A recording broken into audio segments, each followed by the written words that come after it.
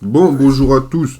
Bienvenue dans cette nouvelle vidéo. On va débriefer cette demi-finale. La CAN commence petit à petit à nous quitter. On va en profiter jusqu'au dernier moment. Bon, sommaire, on va commencer par le Nigeria sur le fil. Les Nigérians maîtrisaient le match, mais ils ont failli perdre. Allez, ce match sur le fil, on en reparlera ensuite. C'était écrit pour la Côte d'Ivoire. Arrêtez de nous faire croire que c'est du sport. C'est un scénario Netflix que vous avez préparé à l'avance. Arrêtez. Non, plus sérieusement, oui, c'était magnifique de la part de la Côte d'Ivoire. Ils sont désormais en finale chez eux. Ensuite, félicitations, parce que malgré que le Congo, la République démocratique du Congo soit éliminée, le parcours, faut le saluer. Ils sont en demi-finale. On attendait d'eux qui soient à peine en huitième de finale, et maintenant, ils ont tenu tête au Congo, à la Côte d'Ivoire, pardon, pour pourquoi pas une finale de Coupe d'Afrique. Donc c'est tout simplement magnifique. Ah oui, pour Ribéry qui va arriver devant Casillas. Vas-y mon petit. Il est dedans.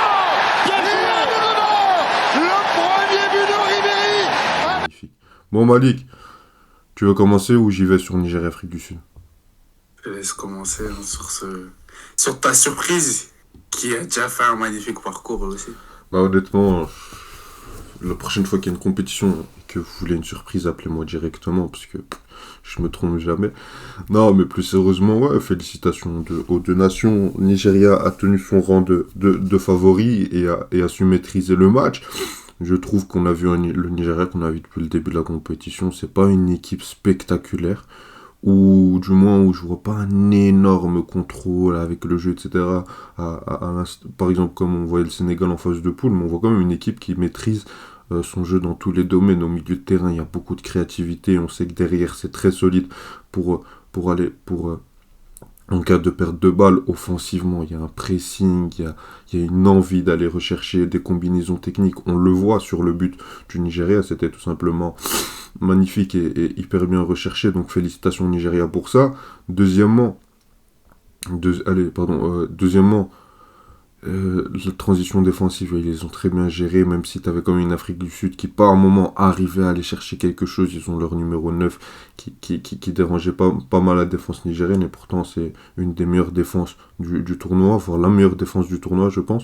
C'est le qui a encaissé le moins de buts. Oui, oui, je pense que c'est eux. Ils arrivaient quand même à être dérangés. Et là, quand on parle de scénario Netflix, de meilleure canne de l'histoire, on n'est pas trop rentré dans les détails du match, hein, parce que j'ai pas trouvé que c'était fantastique jusqu'à là, mais après, il y a un moment. Ils sont arrivés, on se dit but d'Osimhen, on célèbre déjà, on se dit c'est bon, le Nigeria, ils ont fait 2-0, comme on l'avait attendu, et non. C'est finalement un penalty pour l'Afrique du Sud, et eux, contrairement au Maroc, ils n'ont pas tremblé, ils l'ont mis. Et le plus drôle, c'est que sur la fin de match, ils étaient presque à mettre le but du 2-1, et ils en étaient pas loin. Par contre, sur Le coup franc. ouais, le coup franc, et même, il y a un moment, il y a une tête en retrait, puis une frappe d'un milieu de terrain qui rentre dans la surface, et elle passe pas loin du cadre. Donc oui, et en prolongation, j'ai pas trouvé qu'il y avait tant d'occasions que ça. En tout cas, j'ai pas tant vibré que ça. Et puis ça s'est joué au penalty. Ils ont déjà fait une séance de penalty où leur gardien était stratosphérique. Là, ils sont inclinés. Félicitations à l'Afrique du Sud. Ils ont fait un parcours où ils ont cru jusqu'au bout pour aller en finale. Ça aurait été magnifique. Malheureusement, ça s'arrête là pour eux. On peut les applaudir. Félicitations Nigeria qui va en finale. Non, moi, j'ai pas grand-chose à rajouter par rapport à ce que dit Ayoub. Moi, le Nigeria, par rapport... Enfin, je m'attendais à un parcours comme aux autres CAN. On en attend beaucoup au vu des joueurs qu'il y a dedans, au vu de l'effectif. Même s'il y a le ballon d'or africain, on se disait que voilà, ils allaient flopper comme d'habitude, faire une huitième, etc. Sortir contre une équipe moins forte qu'eux. Ils sont beaucoup moins... Enfin, ils sont pas spectaculaires du tout. Je l'aime pas dire. J'allais dire ils sont beaucoup moins spectaculaires que d'habitude, mais c'est même pas forcément vrai. Ils sont beaucoup moins... allez, ils sont juste pas spectaculaires du tout, mais ils savent ce qu'ils sont. Comme Ayoub l'a dit, ils savent quelle équipe ils sont. Chacun connaît son rôle dans l'équipe. Chacun connaît la mission. On n'est pas là pour faire du tiki-taka. On n'est pas là pour faire du beau jeu. On n'est pas là pour montrer comment on joue dans des beaux clubs, qu'on va faire ci, qu'on va faire ça. Non, on vient pour aller chercher cette coupe. Et aujourd'hui, ils sont en finale contre l'équipe qu'ils avaient battue en phase de poule 1-0. Donc ça va être une belle finale. J'ai hâte d'arriver ce dimanche-là et de voir ce que la Côte d'Ivoire va faire contre eux. Maintenant, sur la Côte d'Ivoire, Moi, je l'avais dit à Ayoub quand ils avaient battu la Zambie, il fallait nous tuer tant qu'il était encore temps. Et c'est pour ça que surtout si on gagne cette CAN, le Maroc et tous les Marocains, toutes les Marocaines, tout le peuple marocain sera toujours accueilli de la meilleure des manières. Donc voilà, donc tout le peuple marocain, je pense que la Côte d'Ivoire vous sera toujours très bien accueillant car on vous est redevable pour cette qualification en huitième. Et après, notre parcours, comme tu l'as dit, c'est Netflix, c'est historique. Même moi, je m'attendais. Enfin, si, je disais on devait se racheter contre le Sénégal. Et comme on s'est racheté contre le Sénégal, ben, il n'y avait que à nous de faire le boulot pour se retrouver en finale et oublier ce traumatisme du 4-0. Et les joueurs l'ont fait de la meilleure manière. Et moi, je donne tout le crédit, enfin, bien sûr aux joueurs, mais je donne un crédit immense au coach intérim. Emers Faé, bravo, bravo, bravo pour ce que tu as fait. J'ai dit qu'il manquait un leader dans ce vestiaire. Le coach, c'était pas le leader la dernière fois. Les joueurs, il n'y avait pas vraiment de leader. Et toi, t'es venu, t'as montré c'est quoi. Tu leur as fait comprendre c'est quoi jouer pour cette belle nation, c'est quoi jouer pour cette belle sélection. Et là, ils sont en train de respecter cette belle sélection de la Côte d'Ivoire. Et moi, j'avais dit depuis le début de la compétition, Ayoub, je sais pas si tu te rappelles que pour moi, le joueur ivoirien que j'attendais le plus, c'était Adingra. Et à chaque fois qu'il est monté sur les matchs, que ce soit contre le Sénégal et le Mali, il a fait une différence, surtout le match contre le Mali. Et là, ce match, il commence titulaire. On me disait, est-ce que c'est pas qu'un super sub, etc. Non. C'est son premier match titulaire, on va voir. Et on a vu ce qu'il a fait. Pendant les phases de poule, pour accuser le coach Jean-Loup, on va dire qu'il était blessé, du coup, il pouvait pas le mettre. Mais franchement, moi, Adingra, j'adore ce qu'il fait sur cette compétition. À l'heure, son premier match titulaire, il marque aussi. Désolé de ne pas rentrer énormément dans l'analyse du match, parce que je trouve que voilà, la Côte d'Ivoire a mérité la victoire.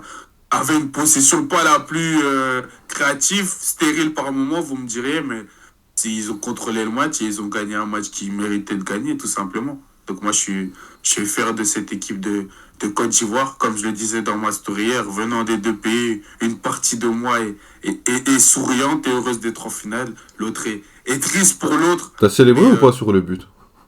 Non, j'étais stoïque. T'étais stoïque. Pas de mots, C'est nul comme sensation. C'est claqué. En fait, c'est vivre un match sans stress. Je l'avais jamais vécu. Enfin, je l'avais jamais vécu. J'avais vécu aussi en 2015, mais ça m'a fait bizarre, mais je l'ai vécu. Et voilà, mes amis, qui étaient pour la plupart congolais, avaient un peu le seum. Je comprends pas pourquoi. Je suis congolais comme eux, mais non, ils disent que je souris, ils disent que je suis un traître, mais non. J'étais souriant d'un côté, triste de l'autre. J'ai droit. Ils ont pas tort. Hein. T'as compris. Non, mais c'est pas mes affaires, c'est entre vous. Je suis pas congolais, c'est entre les Congolais. J'ai pas envie d'avoir des problèmes. Maintenant, sur le Congo, Ayoub, avant que je te laisse la parole. Attends, je voulais juste parler de la Côte d'Ivoire, s'il te plaît. Ah, Après, pas on de soucis, parlera pardon. du Congo. Parce que moi, ça va être très, très rapide. Il est fou celui-là, il veut plus me laisser parler. Non, je rigole. Non, parce que je préfère qu'on termine sur la Côte d'Ivoire puis qu'on parle du Congo. Si ça te dérange pas, Malik, mais juste concernant la Côte d'Ivoire, honnêtement, sur les derniers matchs, j'ai vu la Côte d'Ivoire que je m'attendais à voir avant le début de la compétition. La Côte d'Ivoire que j'ai vu en match amical contre le Maroc, qui devait nous mettre 3-0 dans ce match amical-là, qui en termes de jeu pouvait proposer énormément, qu'en termes au milieu de terrain, peut bousculer n'importe quelle équipe d'Afrique qui offensivement peut se créer des opportunités à les joueurs pour les conclure à l'heure. C'est je pense le meilleur numéro 9 de cette CAN. Et le pire c'est... Ouais, j'avais oublié Osimhen. Non, pardon, j'avais oublié Osimhen. Non, mais en termes de qualité technique, ce qu'il te fait sur le match, et à un moment il est pas loin du 2-0, et bien sûr le pire neuf de la CAN c'était Neysri, mais bref c'est pas le sujet, et donc ouais, offensivement vous avez des qualités défensives. Non, c'est Bakambu. Défensives, oui, non, pas... Le pire c'est Bakambu, moi je te le dis. Il y a pas longtemps on a fait un débat qui était le meilleur entre Neysri et Bakambu, les deux ils sont nuls. Non, plus sérieusement, défensivement, t'as énormément de qualité, t'as trouvé une stabilité avec Kousounou, etc. Tu peux mettre Aurier qui va te faire un superbe match, puis quand c'est un peu moins bon, tu changes. Rien à dire de cette équipe de la Côte d'Ivoire, honnêtement, félicitations. Et même quand on dit, je vais être très honnête, parce que c'est ça que je voulais dire, parce que le foot, moi, j'en ai un peu rien à faire, c'est plus trop mon domaine de prédilection. Mais quand on me dit que le Maroc à sauver la Côte d'Ivoire, les gars. C'est bon. On devait gagner un match de foot contre la Zambie pour s'assurer d'être premier. Encore une chance qu'on l'a gagné. Arrêtez de déconner un peu. Genre, on a battu le Brésil 1970 pour qualifier la Côte d'Ivoire. Genre, on s'est sacrifié. On est parti au charbon. On a envoyé... on a ramené de la retraite Marc Boussoufa et Benatia. Arrêtez vos bêtises, les gars. C'est bon. Ce match-là, on devait le gagner. Vous avez même pas à nous remercier. Choukran. Là, je connais la wajib on peut continuer en arabe. Ouais, je rigole. Bon, Malik. Si tu veux, Ayoub. Non, tu vois, ça va pas être allez, pertinent. Parle du Congo. Si tu veux, on le fait en lingala, vas-y. Parle-nous du Congo. Non, sérieusement, maintenant, sur le Congo, j'espère n'entendre nulle part. Ouais, ils nous ont pas respecté. Ouais, vous nous avez déçus. Enfin, bien sûr, il peut y avoir de la déception parce qu'il y avait l'opportunité de jouer une finale depuis 1974. Mais comme Ayoub l'a dit, même moi, en tant que Congolais, en tant que fan congolais, après le traumatisme du 4-1, parce que c'est très récent et c'est encore dans nos têtes pour les Léopards. Après la dernière CAN, on n'avait pas été qualifié. Après une élimination contre le Madagascar au penalty en 2019. On en attendait très peu de cette sélection. Vous-même, vous avez entendu les critiques qu'on a pu avoir sur Bakambu. Et pour moi encore, je suis désolé de Sabre, il ne pouvait pas commencer cette demi. Comme Kakuta. C'est bon, tu dois rester dans le momentum de la compétition, tu dois rester dans le momentum de tes 2 derniers matchs avec qui tu as joué. Mais bref, ça c'est un autre sujet. Mais ce que je veux dire, c'est que en tant que Congolais, on n'a pas le droit de disrespect d'une certaine manière ce qu'a fait. Pardon, excusez-moi. Oh, ce qu'a fait. madame, laissez-le tranquille, le travail. Ce qu'a fait le Congo au cours de cette compétition, car arrivé en demi, en étant d'abord dans un groupe avec le Maroc, où ce match-là, beaucoup, comme Ayoub par exemple, voyaient le Maroc nous écraser et se retrouver aujourd'hui plus loin que le Maroc pour rester sur les équipes qu'on avait dans le groupe, sortir une équipe de l'Égypte qui est l'équipe la plus titrée d'Afrique, faire un match aussi contrôlé et maîtrisé face à la Guinée, arriver face à la Côte d'Ivoire, perdre un 0 mérité, mais voilà, c'était pas une fessée, c'est pas un 4-0, on n'a pas fait grand-chose, c'est vrai, le Congo, on s'est pas créé le plus d'occasions possible, mais arriver à cette demi-finale, c'est tout simplement exceptionnel. Faire une demi-finale en 2015 et là en 2024, c'est quasiment deux finales sur l'espace de 10 ans. Et c'est pas toutes les sélections qui l'ont fait. Et contrairement à beaucoup d'autres sélections, on sait que au niveau du football et de la fédération congolaise, excusez-moi de tirer sur la fédération congolaise de football, les moyens sont pas mis de la même manière que, par exemple, ils peuvent être mis pour une fédération comme le Mali. Pourquoi on a beaucoup de respect pour ce que vous avez fait le Maroc, Ayoub? Parce que avant ça, les joueurs comme Unai, Aguerd, etc., ils viennent d'une académie du roi Royal 6, si je ne me trompe pas. Dans le sens où il y a des investissements. C'est l'académie Mohamed V. Mohamed V, pardon, excusez-moi. Non, mais c'est nouveau, c'est une nouvelle infrastructure. Enfin, il y a des nouvelles infrastructures. Ok, tout ça pour dire que des investissements sont mis dans le football, des structures sont mises dans certains pays pour que, justement, la sélection puisse exceller et le football en général dans le pays puisse exceller. Au Congo, on n'en est pas encore là. Et malgré ça, faire une deuxième demi-finale sur l'espace de 10 ans, c'est exceptionnel, les gars. Et moi, je suis fier de leur parcours. De plus qu'ils ont profité de leur plateforme du football, de ce tournoi pour dénoncer ce qui se passe dans notre pays depuis pas hier, pas depuis avant-hier, mais depuis plus de 20 ans. Et pour ça, on a énormément de respect pour ce qu'ils ont fait. C'est ça notre combat le plus important au Congo. C'est pas forcément le football. Mais franchement, moi, je suis fier de leur parcours, je suis fier de ce qu'ils ont fait et tout le peuple congolais doit les remercier. Je veux entendre personne dire « Oh, on est déçus, oh, non. » Applaudissez, soyez fiers de vos confrères. Non, honnêtement, moi aussi, honnêtement, hier, je voulais me moquer du Congo un peu. Je voulais dire, oui, il n'y a pas d'injustice de Dieu, mais honnêtement, là, je peux pas. Honnêtement, je l'ai même dit à notre ami en commun, William. Je lui ai dit, je voulais te vanner, mais je peux pas, honnêtement.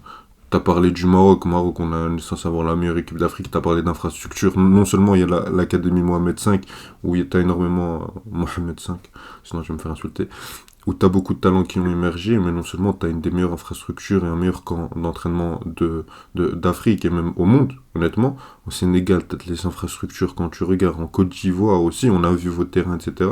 C'est pas pareil pour toutes les équipes. Mali aussi, ils mettent les investissements pour. Le Mali aussi, c'est pas le cas pour le Congo du tout, même en termes d'effectifs, t'as pas grand-chose.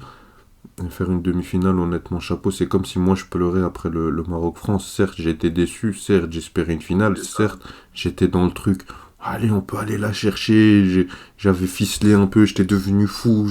Je voyais Unai avec le trophée de la Coupe du Monde et moi derrière en mode je le connais depuis qu'on est petit. Oui, moi aussi j'avais pété un câble, mais honnêtement, il y a juste à féliciter cette équipe du Congo. Juste quand on voit son entrée en matière dans la compétition contre la Zambie. Sur le premier match, j'étais très très loin d'imaginer que cette équipe ferait demi-finale. Elle s'est qualifiée en étant deuxième. Elle a su faire match nul face au Maroc. Huitième, c'est passé. Quart, c'est passé. Et là, t'as perdu face à une équipe qui a éliminé le Sénégal, qui est revenu des enfers, qui joue à domicile et t'as perdu 1-0 sans être ridicule. Ok, t'as pas été au niveau, mais je suis désolé les Congolais de vous apprendre un truc, vous n'avez pas le niveau de la Côte d'Ivoire aujourd'hui. Donc venir les regarder yeux dans les yeux en demi-finale, c'est ça l'exploit, honnêtement, félicitations. Et j'espère que ça continuera comme ça sur le Congo. Il y a une prochaine CAN dans un an, il faudra confirmer, essayer de monter en puissance et continuer à travailler dans ce sens-là. Et juste félicitations, on l'espère aussi, pourquoi pas, une qualification en Coupe du Monde, parce qu'on faut pas oublier que la prochaine Coupe du Monde, contrairement aux autres, c'est plus 5 places, mais c'est 9 places. On espère que le Congo sera de la partie. Quelque chose à rajouter, Malik? Mais attends. Donc il n'y aura pas, même pas avec le trophée, qui va dire la justice de Dieu. C'est moi qui pleure. La justice de Dieu a déjà agi. Non, c'est vrai. Peut-être, hein. Je sais pas. Moi, je pose des questions. Je me dis, ouais, Greggy, il a vraiment dit une dinguerie ou... Franchement, une belle canne, on vit une belle canne. Et ça se clôture dimanche, mais il y a quand même le match pour la 3e place, Congo-Afrique du Sud. C'est ça, on en a même pas parlé. On en a même pas parlé. Ce sera un chouette match. Mais de toute façon, vendredi... Parce qu'ils voient l'Afrique du Sud gagner. Non, honnêtement, je sais pas. Honnêtement, un match pour la 3e place.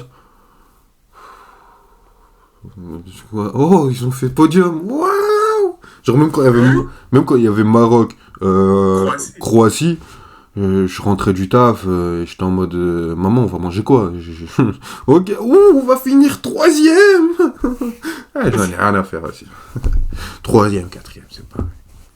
C'est pour l'histoire, Ayoub, c'est pour la médaille. Ouais, d'accord. Ça la médaille. C'est comme les JO, la médaille de bronze. Non. Non, que l'or. Bon, un grand merci à vous d'avoir suivi cette vidéo. On espère qu'elle vous a plu comme elle nous a plu. N'hésitez pas à liker, vous abonner, activer la cloche. Dites-nous en commentaire ce que vous avez pensé. Dites-nous déjà votre prono pour la finale. Et en tout cas, on fera notre prono de la finale, même si vous savez déjà qui sera pour qui. Hein. Ah oui, hein. On va pas se mentir. Ah oui, hein. Allez, salut. Ciao.